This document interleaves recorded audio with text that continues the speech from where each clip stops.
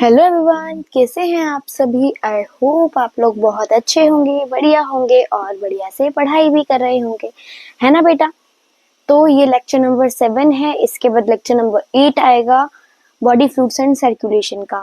8 lecture के बाद आप लोगों का न्यू चैप्टर स्टार्ट हो जाएगा, ह्यूमन फिजियोलॉजी का। ठीक है बेटा, तो बिना किसी देरी के चलो ये वाला लेक्चर भी स्टार्ट करते हैं। निकालो पेन, कॉपी, वाटर बोतल, फटाफट से निकालो, स्टार्ट करती है मैम लेक्चर।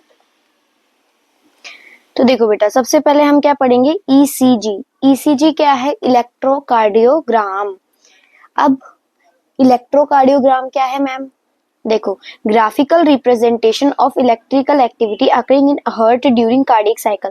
कार्डियक साइकिल में जितनी भी हार्ट के अंदर इलेक्ट्रिकल एक्टिविटी हो रही है उसका ग्राफिकल रिप्रेजेंटेशन को हम क्या बोलते हैं? इलेक्ट्रोकार्डियोग्राम। ठीक है।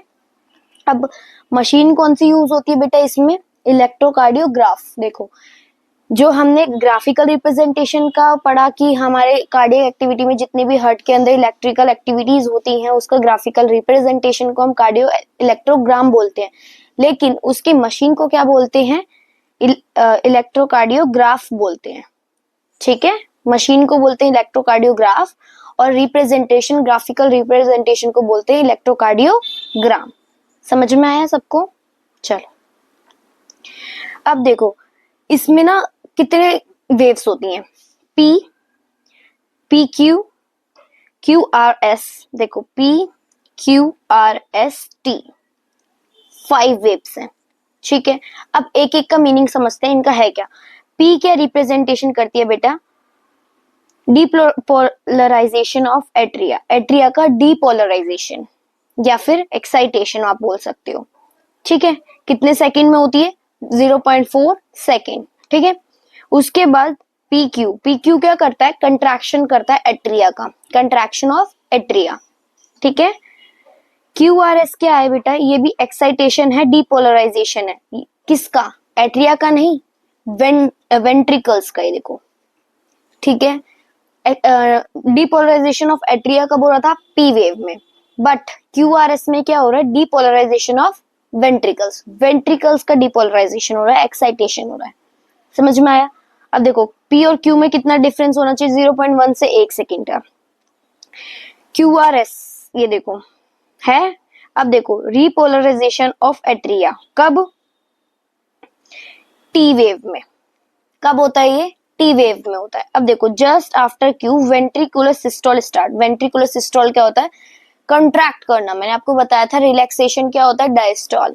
बट सिस्टोल क्या होता है? कंट्रैक्शन। तो वेंट्रिकल का कंट्रैक्शन कब स्टार्ट होता है? क्यू के बाद, क्यू वेव के बाद। End of the T mark, जब टी का एंड हो जाता है तो वो क्या बताता है कि कंट्रैक्शन का भी एंड हो गया है, सिस्टोल का भी एंड हो गया है। अब टी क्या रिप्रेजेंटेशन करता है बेटा? मैंने अभी आपको बताया था, रिपोलराइजेशन ऑफ वेंट्रिकल्स। ठीक है, क्यू आर एस क्या कर रहा था? क्यू आर एस कर रहा था depolarization of ventricles and repolarization of atria. But T क्या कर रहा है? Repolarization of ventricles. ठीक है, समझ में आया सबको? बाय मिस्टेक मैंने ये वाला टी बोल दिया था, सॉरी, ये वाला टी नहीं है। टी में रिपोलराइजेशन ऑफ वेंट्रिकल्स होती है, एट्रिया नहीं होती। एट्रिया किस में होती है? क्यूआरएस में। ठीक है, 3 मेन लिड्स होती हैं। कहाँ अटैच रहती है, कैसे अटैच रहती है, कैसे हम लोग ये इलेक्ट्रोकार्डियोग्राम को यूज कर सकते हैं। ठीक है, कैसे इलेक्ट्रोकार्डियोग्राम हमारी कार्डियक एक्टिविटी जो हार्ट में होती है उसका ग्राफिकल रिप्रेजेंटेशन कैसे करता है। ठीक है, ये पढ़ते हैं। देखो, 2 तो वेस्ट में लगी होंगी, रेस्ट में 2, और एक लेफ्ट एंकल में लगा होगा।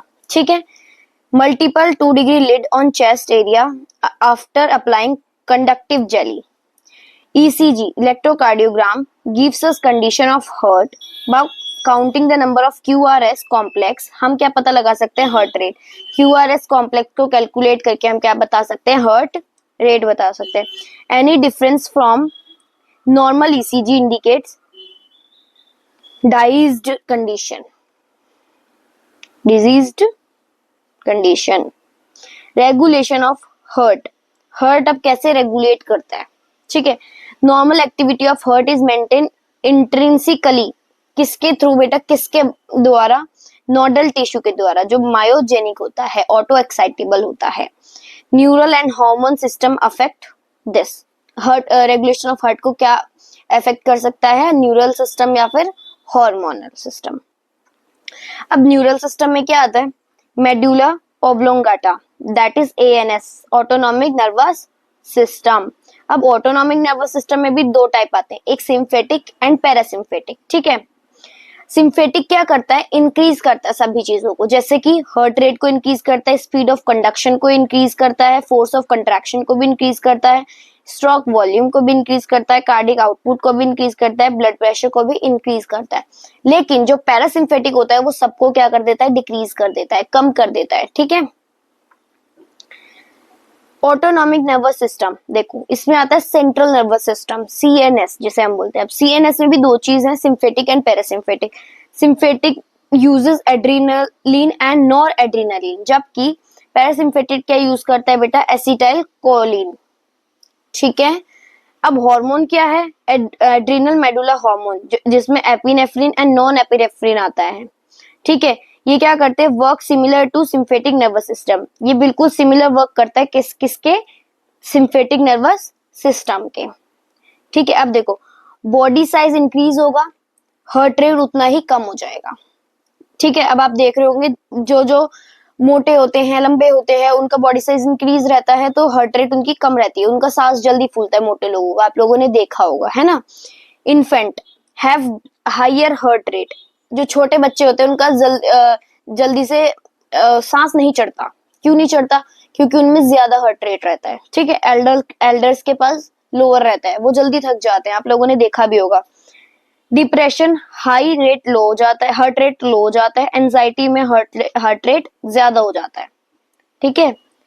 ब्लड वेसल्स में आर्टरी है, आर्ट्रियोल है। आर्ट्रियोल 3 लेयर्स की बनी हुई है। कैपिलरीज है, 1 लेयर वॉल होती है, वेन्यूल में 3 लेयर वॉल होती है और वीन होती है, ठीक है। अब आर्टरी क्या करती है? Carry blood away from the heart, heart से दूर लेकर जाती है ब्लड को। वीन्स क्या करते हैं? हार्ट के पास लेकर आते हैं ब्लड को। कैपिलरीज क्या करती है? आर्ट्रियोल्स और वेन्यूल्स को जोड़ती है, जैसे ये दिख रहे हैं आपको, आर्ट्रियोल और वेन्यूल को जोड़ के कौन रखता है? आपकी कैपिलरीज, ठीक है। आर्टरी और वीन 3 लेयर स्ट्रक्चर होता है, कैपिलरीज 1 लेयर स्ट्रक्चर होता है, 1 लेयर वॉल होती है। मतलब कैपिलरी अलाउ करती है exchange of gases, nutrients and waste को। अब देखो ये कैपिलरी, अब देखो इसमें ल्यूमेन जो कि कैविटी होती है ब्लड की, टूनिका एंटीमा, एक्सटर्नल मतलब एक्सटर्नल होती है, आउटर लेयर होती है, एडवेंटिटा भी बोलते हैं इसे। आउटर लेयर होती है कोलेजनस फाइबर की बनी होती है, कनेक्टिव टिश्यू होता है, ठीक है। टूनिका मीडिया, ये मिडल लेयर होती है। मिडल लेयर स्मूथ मसल्स और येलो फाइबर या फिर इलास्टिनिस में होता है। Tunica intima innermost layer होती है, ये स्क्वैमस एपिथेलियम की होती है। Capillary only has thin layer, this layer, ये लेयर होती है कैपिलरी के पास। Capillary has only tunica intima 1 layer, capillary के पास क्या होती है? सिर्फ एक ही लेयर होती है जिसे हम बोलते हैं टूनिका इंटीमा, ठीक है। अब आर्टरी और वीन में क्या डिफरेंस है? अब आर्टरी क्या करता है बेटा? ब्लड को दूर लेकर जाता है हार्ट से, जबकि वीन क्या करता है? हार्ट के पास लेकर आता है। Oxygenated blood except pulmonary artery of the umbilical cord, ये क्या करता है? ऑक्सीजनेटेड ब्लड को लेकर आता है, लेकिन सिर्फ एक चीज को छोड़ के, पुल्मोनरी आर्टरी को छोड़ के। जबकि वीन क्या करता है? डीऑक्सीजनेटेड ब्लड को लेकर जाता है, एक्सेप्ट पुल्मोनरी वीन, ठीक है। आर्टरी की वॉल कैसी होती है? थिक होती है, टूनिका मीडिया, जबकि वीन की कैसी होती है? थिन होती है, पतली होती है। आर्टरी का ल्यूमन थिन होता है। अब सपोज करो एक आप पाइप लेते हो, वाटर का पाइप लेते हो,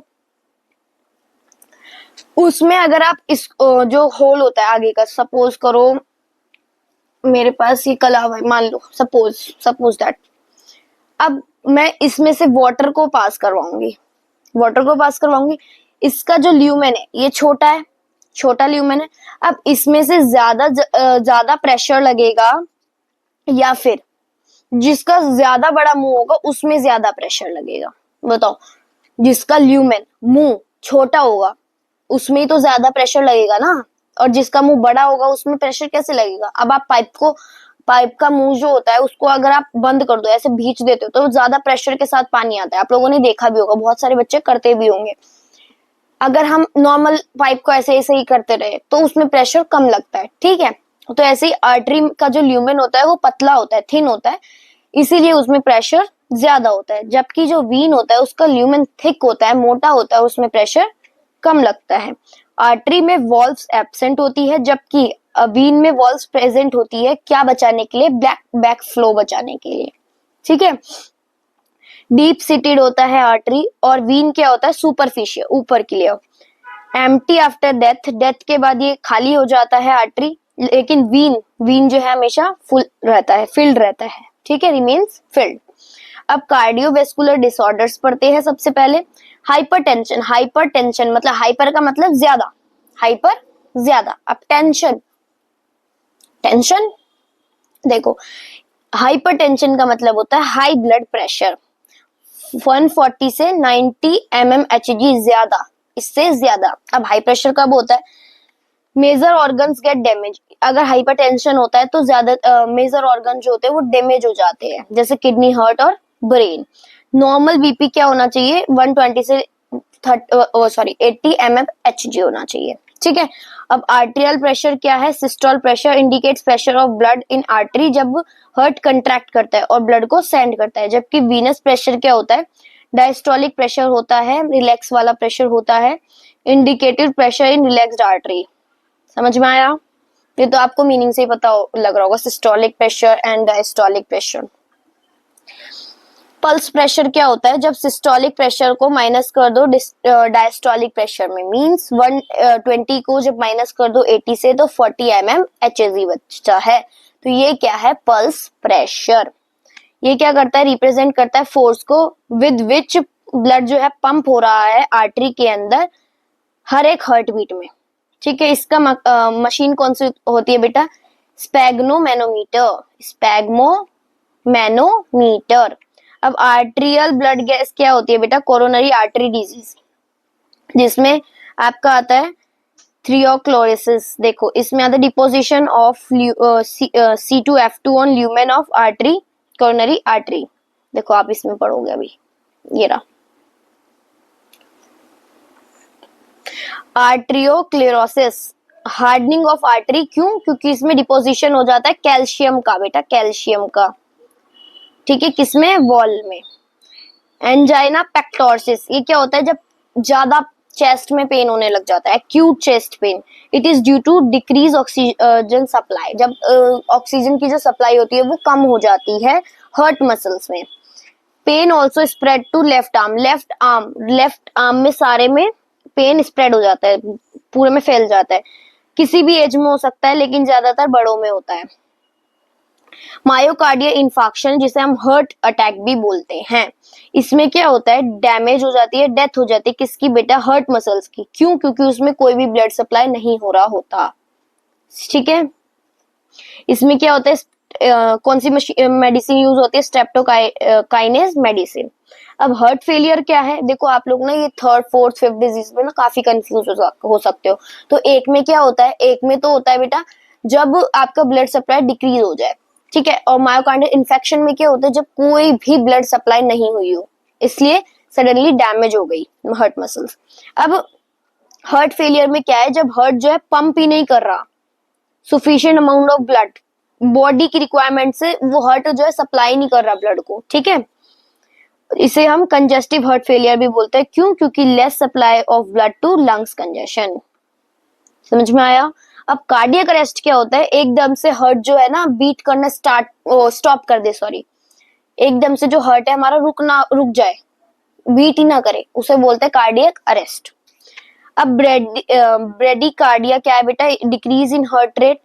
टैकीकार्डिया क्या है? Increase in heart rate. Heart murmurs क्या है? Due to backflow of blood. Heart sound not proper by but murmurs, heart की जो साउंड है वो प्रॉपर नहीं हो पाती बट मर्मर्स करती है, थोड़ी थोड़ी आवाज निकलती। कार्डियोमेगली मतलब इनलार्जमेंट ऑफ हार्ट, हार्ट का बहुत ज्यादा बड़े हो जाना। डबल सर्कुलेशन मैंने आपको बताया 2 टाइम्स जब होती है, पुल्मोनरी सर्कुलेशन एंड सिस्टमिक सर्कुलेशन। जब राइट वेंट्रिकल से लंग्स में जाता है, लंग्स से लेफ्ट एट्रियम में आता है, किसके थ्रू? पुल्मोनरी सर्कुलेशन। सिस्टमिक सर्कुलेशन क्या है? जब लेफ्ट वेंट्रिकल से बॉडी में और बॉडी से राइट आर्टरी में। अब पोर्टर सर्कुलेशन क्या है, that is hepatic portal. Liver से इंटेस्टाइन में, देखो इंटेस्टाइन से हिपैटिक पोर्टर वीन में जाएगा, फिर उससे लीवर में जाएगा, और लीवर से डायरेक्ट हार्ट के थ्रू इंटेस्टाइन में जाएगा। समझ में आई? अब देखो इलेक्ट्रोकार्डियोग्राम पढ़ते हैं फटाफट। You are probably familiar with this scene from the typical hospital television show. A patient is hooked up to monitor machine, जिसमें पिप पिप पिप की साउंड आती रहती है, ठीक है। As a patient goes into cardiac arrest. Cardiac arrest कब होता है बेटा? जब हार्ट बीट स्टॉप हो जाए। दिस टाइप ऑफ मशीन को हम क्या बोलते हैं? इलेक्ट्रोकार्डियोग्राफ बोलते हैं। ऑब्टेन होती है किससे? इलेक्ट्रोकार्डियोग्राम से। ये ग्राफिकल रिप्रेजेंटेशन होती है जब हर एक कार्डियक साइकिल में मतलब हार्ट में जो इलेक्ट्रिकल एक्टिविटी चल रही है उसका ग्राफिकल रिप्रेजेंटेशन, ठीक है। पेशेंट के कहाँ लगती है? 3 लीड्स में लगती है, 1 वेस्ट में, दोनों वेस्ट में, मतलब एक एक दोनों वेस्ट में, और एक लेफ्ट एंकल में कॉन्टिन्यूसली मॉनिटर होती रहती है, ठीक है। For a detail evaluation of the heart function multiple leads are attached to the chest region. ज्यादा से ज्यादा हार्ट फंक्शन इवेल्यूट करने के लिए हमारे हार्ट में भी लगाया जा सकता है।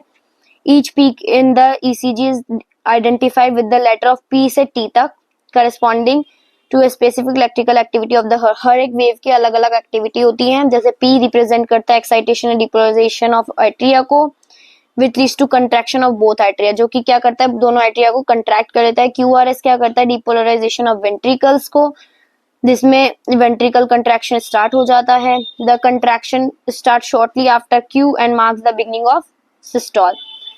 कंट्रैक्शन स्टार्ट हो जाता है क्यू के बाद, और बिगनिंग किसकी हो जाती है? सिस्टोल की। मैंने आपको बताया।